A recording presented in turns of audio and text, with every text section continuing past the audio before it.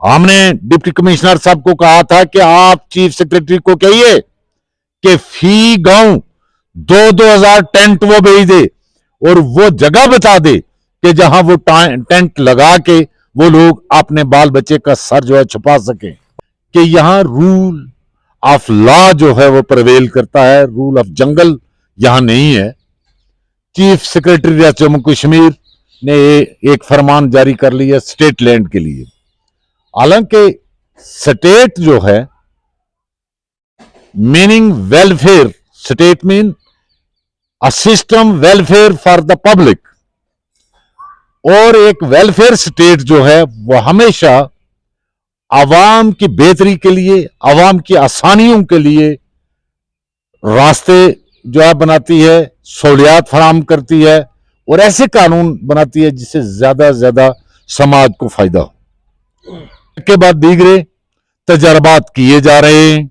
हमारी party president मोहतरमा महबूबा मुफ्ती इसलिए कहती हैं कि जम्मू कश्मीर एक तजर्बागाह है और ये एक ऐसी लेबोरेटरी है कि जिसमें एक के बाद दूसरा तजर्बा किया जा रहा है। चीफ सेक्रेटरी जम्मू और कश्मीर के हुक्मनामे के बाद जम्मू और कश्मीर में वो लोग जो स्टेट लैंड पर रह रहे हैं उनकी बाकायदा एक लिस्ट तैयार हो गई है। बहुत सारे नाम उसमें शामिल हैं, बहुत सारे नाम उसमें अभी शामिल होने हैं। जब से ये लिस्ट सामने आई है अलग अलग डिस्ट्रिक्ट की, लोग बहुत ज़्यादा परेशान हैं।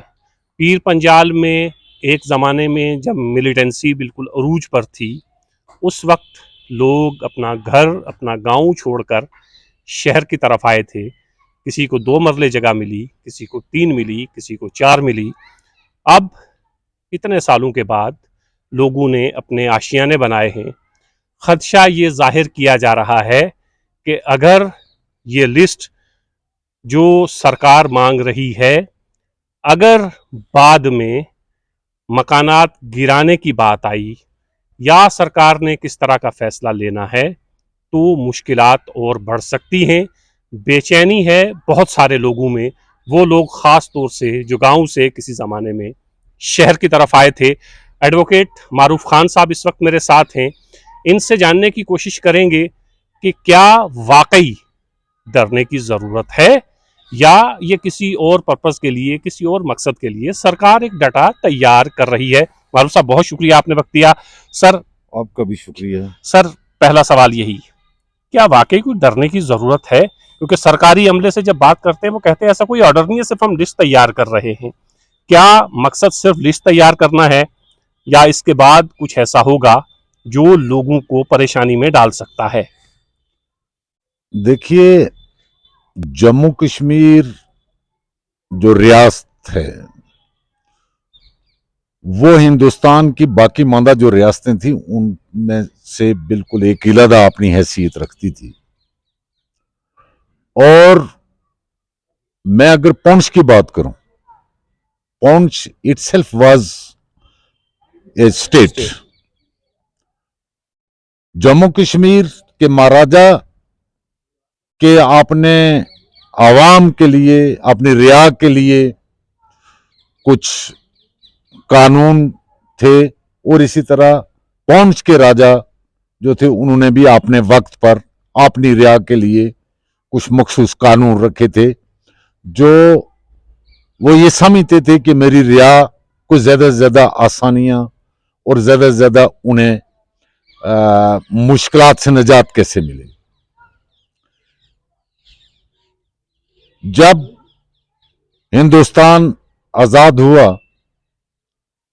और उस वक्त महाराजा बहादुर जम्मू कश्मीर वो ये सोच रहे थे कि इस रियासत की पोजीशन जो कि त्यों रखी जाए, शायद वो आने वाले हिंदुस्तान को उस वक्त देख रहे थे जो आज हमारी आंखें देख रही हैं, जो हमारे कान सुन रहे हैं, कि आखिर ये जमहूरियत का कहां कहां कत्ल होगा और इसमें जो आइन बनाया गया है, दस्तूर बनाया गया है जिसके तहत इस मुल्क को चलाने की बात की जा रही है, ये महज कागज का एक जो है एक गुत्थी सी रह जाएगी। इसीलिए वो चाहते थे कि जम्मू कश्मीर इलादा से एक रियासत रहे और किसी जमहूरियत की भूल भुलैयों में इसको न फंसाया जाए। उसके बाद यके बाद दीगरे तजर्बात किए जा रहे हैं। हमारी पार्टी प्रेसिडेंट मोहतरमा महबूबा मुफ्ती इसलिए कहती हैं कि जम्मू कश्मीर एक तजर्बा गाह है और ये एक ऐसी लेबोरेटरी है कि जिसमें एक के बाद दूसरा तजर्बा किया जा रहा है और उस तजर्बे के तौर पर कई किस्म के शाही फरमान के जरिए यहां कानून जो है वो नाफजुल अमल आए, उनको भी हम देख रहे हैं। उनका तमाशा भी हमारे सामने रोज होता है। जंगलात से जुड़े हुए कानून अपने जम्मू कश्मीर के मौजूद थे और उनको बाला ताक रखते हुए इस वक्त यहां जिला पुंछ में एक डीएफओ साहब हैं। उनका तो मैंने यहां तक सुना है कि वो कहते हैं मैं हाई कोर्ट क्या होता है, जुडिशरी क्या होती है, जज क्या होते हैं। कुछ महदूद से पावर उसके जो हैं स्टेट ऑफिसर के हैं, वहां वो कुछ जुडिशियल पावर इस्तेमाल करता है। वो ये समझता है कि मैं जैसे सुप्रीम कोर्ट हो गया हूं या उससे ऊपर भी कुछ हो गया हूं। वो इलाके से डंडा लिए हुए इलाके में पहुंच जाता है और 200 साल से जो लोग वहां बस रहे हैं उनको डराता है और उसका अमला जो है कभी एक को नोटिस देता है, कभी दूसरे को देता है, धमकाते हैं कि आपको बहुत जल्दी निकाला जाएगा, आपकी जो है अमलाक को जो है वो जब्त कर लेंगे, खत्म कर देंगे। और जंगलात के करीब बसने वाले, देहातों में रहने वाले लोग उनके उस जुल्म का रोज जो है वो तराना सुनते हैं। बीच में आप ऑनरेबल हाई कोर्ट की डायरेक्शन का बहाना बना के चीफ सेक्रेटरी जम्मू कश्मीर ने एक फरमान जारी कर लिया स्टेट लैंड के लिए। हालांकि स्टेट जो है meaning welfare, state mean a system welfare for the public, और एक वेलफेयर स्टेट जो है वो हमेशा आवाम की बेहतरी के लिए, आवाम की आसानियों के लिए रास्ते जो है बनाती है, सहूलियात फराम करती है और ऐसे कानून बनाती है जिससे ज्यादा से ज्यादा समाज को फायदा हो। मैं हैरान हूं कि जो महाराजा के जमाने की नौतोड़े हैं, जो उस वक्त के वजीर माल ने लोगों को मंजूरियां दी, वो इंतकाल तक जो है खारिज किए गए और उनको जंगलात वाले तुले हुए हैं। जहां से उनसे अगर कोई बचता है तो वो रेवेन्यू वाले ने उन पर सुर्खी फेर दी। हम एक जो फिलहाल शायद आइन के अंदर एक किताब के अंदर ये बंद है और लग रहा है कि उसको मौजूदा गवर्नमेंट जो है हमेशा के लिए खत्म कर देना चाहती है, लेकिन फिर भी आइन जब तक वो खत्म करते इसको, तब तक वो इस बात की गारंटी देता है कि यहां रूल ऑफ लॉ जो है वो प्रवेल करता है, रूल ऑफ जंगल यहां नहीं है। किसी आदमी की गलत एंट्री हुई है तो उसके लिए कानून तो ये कहता है कि उसको नोटिस दें कि आपकी ये गिरदावरी जो है, ये एंट्री गैर कानूनी हुई है और आप अपनी वजह बयान करें कि क्यों ना आपकी ये एंट्री खत्म करके आपको बेदखल किया जाए। जहां इंतकाल हुआ है, इंतकाल एक सबऑर्डिनेट ऑफिसर ने किया है, चाहे वो नायब तहसीलदार ने किया, तहसीलदार ने किया। एक तरीकाकार है कि इंतकाल के खिलाफ अपील कोई करे। अगर मुतलका deputy commissioner, assistant commissioner revenue या एडिशनल डिप्टी कमिश्नर कोई अगर कॉग्निजेंस उसमें लेना भी चाहे तो वो जो जिस आदमी के नाम वो इंतकाल है उसको नोटिस जारी करे कि ये नंबर खसरा, ये खीवट जो है इसका इंतकाल आपके हक में हुआ है और ये हमारी नजरों में, कानून की नजरों में ये गैर कानूनी है, इस इंतकाल को क्यों ना मनसूख किया जाए। ठीक। उसके बाद उस आदमी को सुना जाए, वो आदमी अपनी कानूनी जो है मशावरत के बाद कोई कानूनी सहूलत जो है वो ले सकता है, अगर किसी से कानूनी मदद ले सकता है वो लेके बात करे, या खुद अपना रिकॉर्ड पेश करे, वो सबूत पेश करे, और जहां वो कानूनी तौर पर अपने केस को बिल्ड करने में नाकाम रहता है तो वहां अख्तियारात हैं कि ठीक है भाई, आप बाज़ाब्ता एक जुडिशियल ऑर्डर पास करके उसको खारिज करें। एक तो ये हुआ कि ये एक पॉइंट्स की बात नहीं है, पूरे रियासत जम्मू कश्मीर में जी तमाम अजला में थोक के हिसाब से जो है इंतकाल खारिज किए गए, लोगों को पता तक नहीं, बेचारों को बगैर सुने। और बुनियादी असूल है कानून का कि nobody can be punished unheard, किसी आदमी को आप सुने बगैर उसको सजा नहीं दे सकते। लेकिन यह ऐसा मौजूदा निजाम चल रहा है कि सजा देनी है और बगैर सुने देनी है, अपनी मर्जी से देनी है, तानाशाही से देनी है, जोर जबरदस्ती से देनी है, आपको सिर्फ सर झुका के सजा को वो बर्दाश्त करना है। बात यह है कि ये जो मौजूदा लिस्ट जो है निकाली गई, अभी इसके पीछे 2 लिस्टें और आ रही हैं। एंड में ऐसे हालात पैदा किए जा रहे हैं कि ये तीनों लिस्टें जब सामने आ जाएंगी, जिला पुंछ की 80% आबादी जो है वो बेजमीन और बेघर हो जाएगी। ठीक। इसलिए कि आज से अगर 40 साल या 50 साल पहले एक आदमी के पास 5 कनाल रकबा था मलकियत, उसके 5 बेटे थे, एक एक कनाल उनको आया, उन बेटों के आगे 5-5 4-4 बेटे, इस वक्त 30-40 पर वो नफरी पहुंची हुई है, उनको उस एक एक कनाल जो बाप को आया था उसमें तो मरलों में तकसीम हो गया, वो तो मकान भी नहीं उसमें बना सकते। ऐसे लोगों ने अपना खून पसीना, अपने बच्चों की हड्डियां जो है निचोड़ के, उनका पसीना बहा के, मेहनत मजदूरी करके, पूंजी इकट्ठी करके उन जमीनों को काबिल काश्त बनाया। वहां उन्होंने सारी जिंदगी की कमाई वहां लगा दी और अपना आशियाना बनाया। आज उनका वो आशियाना भी मौजूदा मरकजी गवर्नमेंट और एलजी एडमिनिस्ट्रेशन के निशाने पर है। उनके उस खून पसीने से बनी हुई उस जमीन जो अब काबिल काश्त होके कुछ उनको बदले में देने वाली थी, वह भी निशाने पर है। तो ऐसे हालात में मैं ये समझता हूं कि किसी भी मुल्क में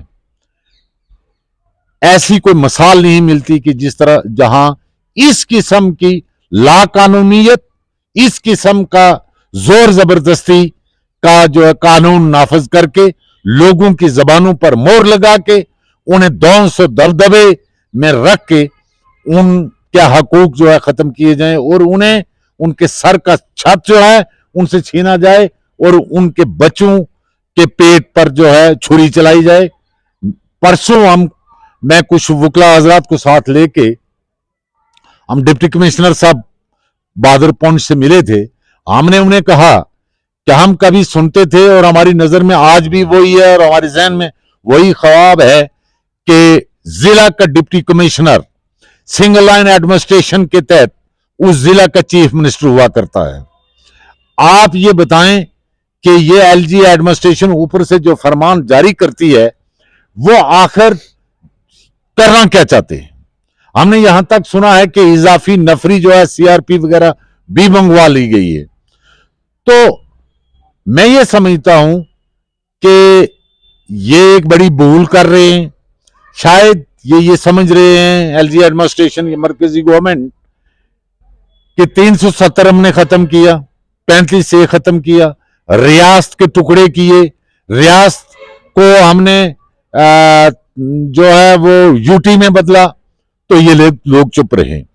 वो या तो वो पूरे समाज का नुकसान वो लोग समझते थे, इज्तिमाई तौर पर चलिए जी सारा समाज बर्दाश्त कर रहा है हम भी बर्दाश्त करें, या उसमें वो ये समझते थे उसकी वो इतनी आफादियत नहीं समझते थे। लेकिन मैं ये कहना चाहता हूं कि जिस आदमी की 2-3 नस्लों का खून और 2-3 नस्लों की हड्डियां निचोड़ के जहां जिस आशियाने पर लगा होगा, जिस जमीन के टुकड़े पर लगा होगा, जब उनका आशियाना अड़ाया जाएगा, उनकी जमीन के टुकड़े के साथ उंगली लगाई जाएगी, या वो अपना गला कटा देंगे या वो उंगली काट के रख देंगे। ये गलतफहमी में है। हमने डिप्टी कमिश्नर साहब को कहा था कि आप चीफ सेक्रेटरी को कहिए कि फी गांव 2,000 टेंट वो भेज दे और वो जगह बता दे कि जहां वो टेंट लगा के वो लोग अपने बाल बच्चे का सर जो है छुपा सके। मारूफ साहब, एक चीज ये बताइएगा कि जो लिस्ट अभी तहसीलदार के साइन के साथ हमारे पास मौजूद है, मैं पुंछ राजौरी की बात करूं तो उसमें नाम, बल्दियत, वो तमाम चीज़ें लिखी गई हैं स्टेट लैंड के हवाले से। आगे लिखा गया है कि क्या इसके पास कोई अल्टरनेट कोई मकान मौजूद है। ज़्यादातर 90% ऐसे लोग हैं उस लिस्ट में जिनके पास ये लिखा गया है कि इनके पास कोई और ठिकाना है ही नहीं है। तो जो लोग आज से 30 साल 40 साल पहले शहरों की तरफ जिन्होंने हिजरत की थी, वो लोग यहाँ आए तो उन्हें तो उस वक्त पता भी नहीं होगा कि ये मलकियत किस बला का नाम है, स्टेट लैंड क्या होती है। यहाँ पे जो लोग थे जिन्होंने उस ज़मीन को बेचा, 2-2, 5-5 मरले, अब लोगों ने अपने मकानात बनाए हैं। तो सर ये बताइएगा, जब स्टेट लैंड के ऊपर कंस्ट्रक्शन हो रही होती है उस वक्त एडमिनिस्ट्रेशन, ये तमाम लोग कहाँ सो रहे होते हैं? क्या वो लोग जिम्मेदार नहीं होते हैं इन तमाम चीज़ों के कि आज आप 40 साल से एक शख्स स्टेट लैंड पे है, आपको खबर ही नहीं है, अब आप कह रहे हैं नहीं नहीं ये स्टेट लैंड पे है, इसका मकान गिराना है हमें? देखिए, एक बात मैं अर्ज करूं कि यही फर्क है डिक्टेटर में और जमहूरियत में। वो लोग जो है उस वक्त जो लोग हुक्मरान थे, हुकूमत में थे, हालांकि उस वक्त के गवर्नर जो थे उन लोगों की मौजूदगी में भी ये सारा हुआ, लेकिन वो कहीं ना कहीं ये समझ रहे थे कि ये जम्मू कश्मीर की जमीन जो है उसके वारिस यही लोग हैं जो यहाँ के रहने वाले हैं। और इनको जो गांव से भाग के आए मिलिटेंसी को खत्म करने में इन्होंने एक रोल किया है और वहां इनकी जानें खतरे में है। ये अगर शहरों का रुख कर रहे हैं तो कहीं इनको अपनी जान बचाने के लिए पनाह अगर मिल जाए तो इन्हें वो पनाह लेने की इजाजत देनी चाहिए। वो लोग मेजॉरिटी में जो है वो कस्बों की तरफ आए जिन्होंने उस वक्त हिंदुस्तान की सिक्योरिटी एजेंसीज और पुलिस का तावन किया और गांव में उनके मकानात जो हैं वो मिलिटेंट्स ने जला दिए। यहां आके उन्होंने उस अफरा तफरी के माहौल में जिसके जेब जितनी गुंजाइश देता था उसी किस्म की जमीन उसने खरीदी। किसी आदमी ने यहां कई सालों से कब्जा कर रखा था स्टेट लैंड पर, अनपढ़ता की वजह से या अपनी मजबूरी की वजह से या उस वक्त की उसके जेब के मुताबिक जो उसको रेट लगा उसने वो जगह लेके तो वहां अपना आशियाना बना लिया। और अब पीछे वाला मकान उसका जलाया गया वतन परस्ती के इनाम में, और अब जो है जलाया जा रहा है उसका आशियाना मटाया जा रहा है कि तू वतन परस्त क्यों बना, तूने क्यों हिंदुस्तान की मदद की, क्यों यहां के जो है सिक्योरिटी फोर्सेस की मदद की, क्यों? तो मैं ये समझता हूं कि जो दुश्मनी मुल्क के दुश्मनों ने उसके मकान के साथ गांव में की, वही दुश्मनी आज का हिंदुस्तान उसके आशियाने जो शहर में बने हैं उनके साथ कर रहे हैं। और उस वक्त वहां से वो बच्चों को लेके भागे, उनके पास ये गुंजाइश नहीं थी कि अपने बच्चों को आगे पढ़ा सकते, उन्होंने बच्चों को मजदूरी पर लगा दिया। मजदूरी से 4 पैसे आए, उन्होंने कहीं छोटा मोटा खोखा या दुकान रख ली वो कुंभा पालने के लिए। आज उनके उस रोजी पर भी लात जो है मारी जा रही है। एंड जो मैं ये समझता हूं कि 91 से लेके 98 तक, 99 तक या 2002 तक पाकिस्तान से भेजे हुए इस मुल्क के दुश्मन जो हैं उन्होंने इस इलाके के लोगों के साथ किया, वही आज मरकजी गवर्नमेंट, बीजेपी की गवर्नमेंट यहां के इन लोगों के साथ करने वाली है। और ये हरगिज जो है बर्दाश्त नहीं होगा। मैं ये समझता हूं कि खास तौर पर खिता पीर पंचाल के इस पूरा मन और बहुत ही साफ शफाफ माहौल को एक अंगुष्ठ की जा रही, उंगली की जा रही है कि आप लोग अगर चुप हैं तो क्यों चुप हैं, आप ये सारे जुल्म बर्दाश्त कर रहे हैं तो वो क्यों कर रहे हैं। मेरे ख्याल में अब एक हद हो गई है। आप ये ज्यादा ये लोग बर्दाश्त नहीं करेंगे, और जब लोग निकलेंगे अपने अपना सब कुछ खो के मरने के लिए निकलेंगे, उस वक्त कुदरती तौर पर बासीत इंसान, चाहे कोई वकील किसी भी जमात से या किसी भी जात से ताल्लुक रखता होगा, वो तो उन मजलूमों के साथ खड़ा होगा। वो रोग खड़ा हमने होना है। ये हमने परसों डिप्टी कमिश्नर साहब को भी कहा है, और मैं आपके इस चैनल के जरिए एलजी एडमिनिस्ट्रेशन को, मरकजी गवर्नमेंट को भी कहना चाहता हूं कि यहां बड़ी ताकत पाकिस्तान ने लगाई, उसकी एजेंसियों ने लगाई, बहुत कोशिश की, पुंछ रजौरी का माहौल वो नहीं बिगाड़ सके। लेकिन आपको मुबारक हो, कमाल है आपका कि अब आप यहां अफरा तफरी का माहौल पैदा करने के लिए बेहतरीन फार्मूला आपने इस्तेमाल किया है। जम्मू और कश्मीर के लोगों में खौफ व हरास तो है ही। पहले सिर्फ वो सुनते थे कि ऐसा होना है, अब जब लिस्टें बनकर तैयार हो रही हैं, पीडीएफ की सूरत में अलग अलग मोबाइल्स में घूम रही हैं, तो लोग अब सहमे सहमे से हैं, डरे डरे से हैं कि आने वाले दिनों में अब ये इस हुक्म के बाद अब कौन सा ऐसा हुक्म आएगा जिसमें ये लिखा होगा कि जो लोग स्टेट लैंड पर 2 मरले 3 मरले 4 मरले जगह पर इतने सालों की मेहनत के बाद एक अपना आशियाना, अपना मकान बना पाए थे, अब उसको डिमोलिश किया जाएगा।